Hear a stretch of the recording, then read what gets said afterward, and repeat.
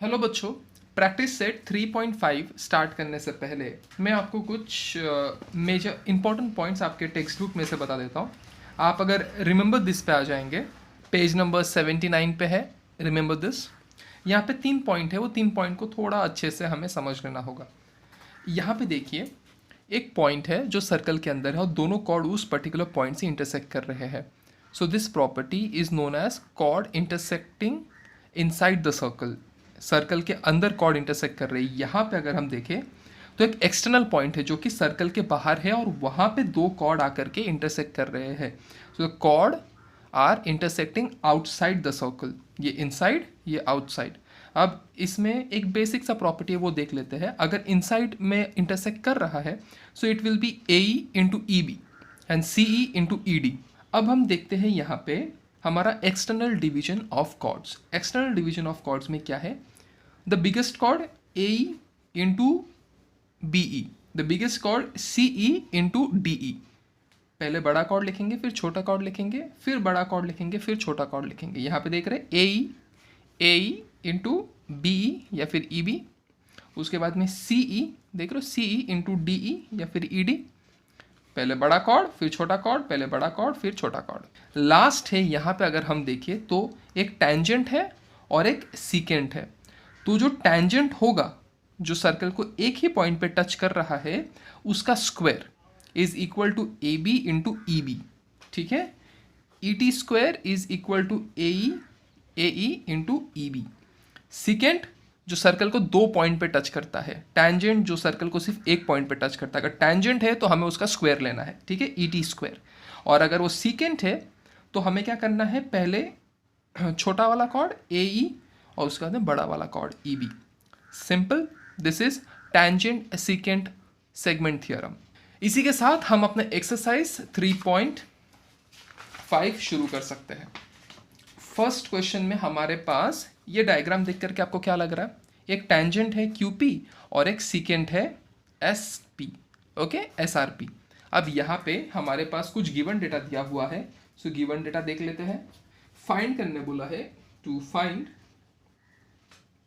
हमें फाइंड करने बोला है P S and R S. सीधा सोल्यूशन पे जंप करेंगे। सोल्यूशन में हमारे पास क्या है, that P Q square is equal to P R into P S. Okay, अब यहां पे हम कौन सा थ्योरम यूज कर रहे हैं? टेंजेंट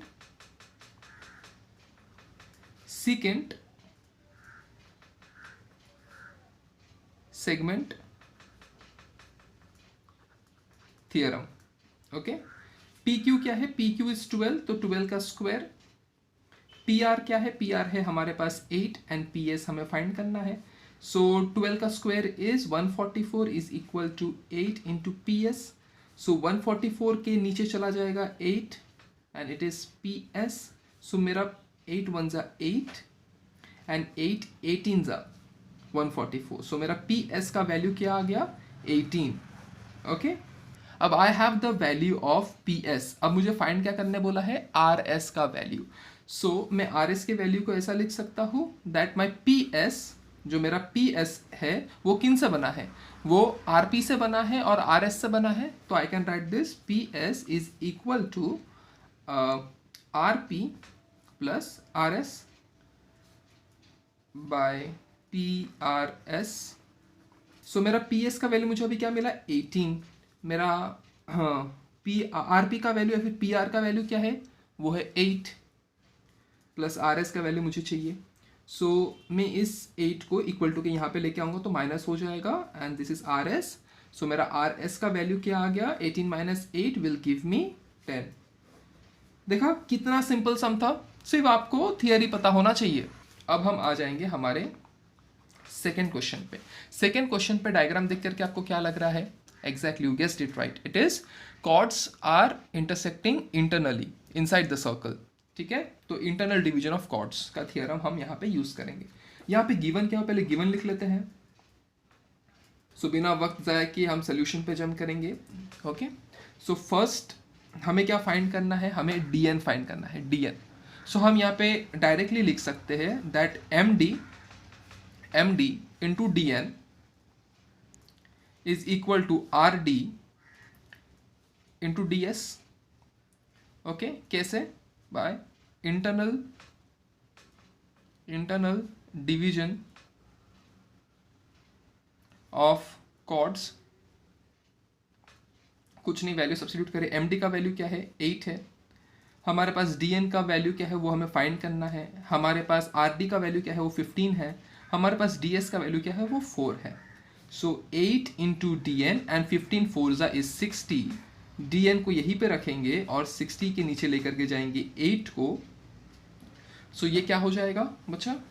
8 8 जा 64, 8 7 जा 56, 7.5। सो मेरा डी एन का वैल्यू यहाँ पे आ गया 7.5। सो मुझे जो फर्स्ट फाइंड करना था डी एन, वो डी एन हमने फाइंड कर लिया। अब हमारे पास सेकेंड क्वेश्चन है जहाँ पे हमारे पास आर एस का वैल्यू दी। ओके, आर एस पूरे कॉर्ड का वैल्यू दे दिया, लेकिन हमें आर डी और डी एस का वैल्यू चाहिए।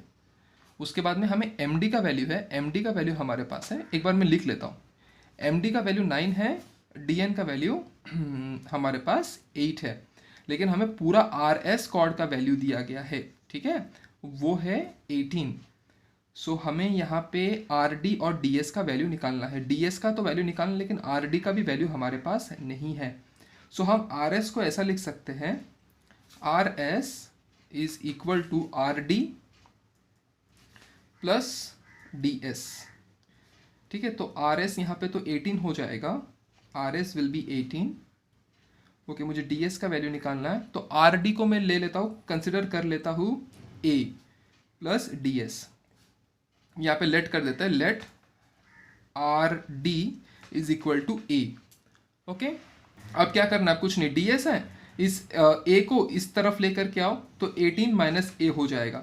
ठीक है, ये मेरा डी एस का वैल्यू है और हमने आर डी को ए कंसिडर किया है। अब कुछ नहीं, इंटरनल डिवीजन जैसे हमने यहाँ पे किया था वही सेम हम यहाँ पे लिख लेते हैं। M D into D N is equal to R D into D S. कैसे? By internal division of chords. अब यहाँ पे एम डी का वैल्यू क्या है? एम डी का वैल्यू इज 9। हमारे पास डी एन का वैल्यू क्या है? डी एन का वैल्यू इज 8। हमारे पास आर डी का वैल्यू क्या है? आर डी का वैल्यू हमने ए कंसिडर किया है और हमारे पास डी एस का वैल्यू इज 18 माइनस ए। 9 8 जा, that will give me 72। a into 18 that is 18a और a into A that is minus A square. अब कुछ नहीं करना है, अब a स्क्वायर को यहाँ पे लेकर के आइए, minus 18a plus 72 is equal to 0। अब हमें यहाँ पे फैक्टराइजेशन करना है। ओके, सो यहाँ पे आप ले सकते हैं 12 6 जा, सो a square minus 12a plus 6a। नहीं, आपको माइनस 18 चाहिए ना, तो प्लस नहीं लिख सकते, आपको माइनस ही लिखना पड़ेगा। Minus 6a plus 72 is equal to 0। आपको माइनस 18 चाहिए तो minus 12 and minus 6 will give you minus 18। So a को हम बाहर रखते हैं, a माइनस 12, माइनस 6 को हम बाहर रखते हैं तो a एंड 6 12 जा 72 माइनस 12 इज इक्वल टू 0। सो हम यहाँ पे कंसिडर कर सकते हैं a माइनस 12 इज ऑप्शन और a माइनस 6 इज ऑप्शन। सो यहाँ पे अगर हम देखें a का वैल्यू क्या हो जाएगा? a इज इक्वल टू 12 और a इज इक्वल टू 6। ये दोनों वैल्यू में से कोई एक वैल्यू हो सकता है। अब ये कैसे हुआ? यहाँ पे इज इक्वल टू 0 है, यहाँ पे इज इक्वल टू 0 है, तो ये जब यहाँ पे चला जाएगा तो ये माइनस से प्लस हो जाएगा। 12 यहाँ पे चला जाएगा तो माइनस से प्लस हो जाएगा, तो a इज इक्वल टू 12 हो जाएगा। ओके, अब मुझे फाइंड करना है ds का वैल्यू। सो ds का वैल्यू क्या था? 18 माइनस a, लेकिन a के तो 2 वैल्यू आ गए तो मुझे ds के भी 2 वैल्यू मिलेंगे। सो पहला वैल्यू हो जाएगा, पहले मैं a को एज अ 12 यहाँ पे रखूँगा, सो a आ जाएगा 12, तो ds क्या हो जाएगा? 18 माइनस 12, ds हो जाएगा 6। दूसरा मैं वैल्यू रखूँगा ds का यहाँ पे 18 माइनस a में, वो मैं रखूँगा 6। सो मेरा ds का वैल्यू क्या हो जाएगा? 18 माइनस 6, सो मेरा ds का वैल्यू हो गया 12। ओके ओके, क्वेश्चन नंबर 3 में हमारे पास कुछ गिवन दिया हुआ है, पहले गिवन लिख लेते हैं। एक टेंजेंट है और एक सीकेंट है, तो टेंजेंट सीकेंट थ्योरम। सो हम फर्स्ट क्वेश्चन सॉल्व करते टाइम हम यूज़ करेंगे टेंजेंट सेकेंड थ्योरम को। तो ये हो गया मेरा टेंजेंट, तो टेंजेंट का स्क्वायर, फिर छोटा वाला कॉर्ड या बड़ा वाला chord AD into AC। Okay, कैसे? By tangent secant segment theorem. Okay, अब AB का वैल्यू क्या है? AB का वैल्यू इज 12 स्क्वायर। AD का वैल्यू मुझे फाइंड करना है और AC is given as 8, so this is 144 into AD plus 8। तो AD का वैल्यू क्या हो जाएगा? 144 upon 8। So my value would be 8 1 ज़ा और 8 18 ज़ा। सो AD का वैल्यू मेरे पास आ गया एज 18। Okay, very simple. अब हम देखेंगे DC को। हमें DC फाइंड करना है। DC को मैं कैसे फाइंड कर सकता हूँ? बहुत सिंपल है। पहले तो हम देख लेंगे AD क्या है। व्हाट इज माई AD कैसे बना है? AD बना है AC से एंड CD से। सो मैं वैसे ही लिख लेता हूँ, AD बना है मेरा AC से और DC से प्लस DC, जो मुझे फाइंड करना है। AD का वैल्यू क्या मेरे पास है? ये मैंने कैसे किया? ACD। ओके, क्या AD का वैल्यू मेरे पास है? जी हाँ, ऑफकोर्स मेरे पास है। AD का वैल्यू मैंने अभी निकाला 18। AC का वैल्यू मेरे पास है, वो भी मेरे पास है, दैट इज 8 प्लस DC। तो DC हो गया 18 माइनस 8। तो DC का वैल्यू क्या हो गया? 18 में से 8 चला जाएगा तो 10 मेरा आंसर आ गया। So I have the value of DC। DC का वैल्यू भी निकल गया। अब मुझे फाइंड करना है द वैल्यू ऑफ DE का वैल्यू फाइंड करने बोला है। सो DE का वैल्यू मैं कैसे फाइंड कर सकता हूँ? DC into half will be my value of DE. DC into half is my value of DE. So मैं यहाँ पे लिख सकता हूँ that my value of DE is equal to half of DC. Okay, तो मेरा DE का value क्या हो जाएगा? Half of DC। DC क्या था? 10। सो यहाँ पे 2 1 ज़ा 2 5 ज़ा। सो माई DE, सो मेरा DE का जो वैल्यू था दैट इज 5।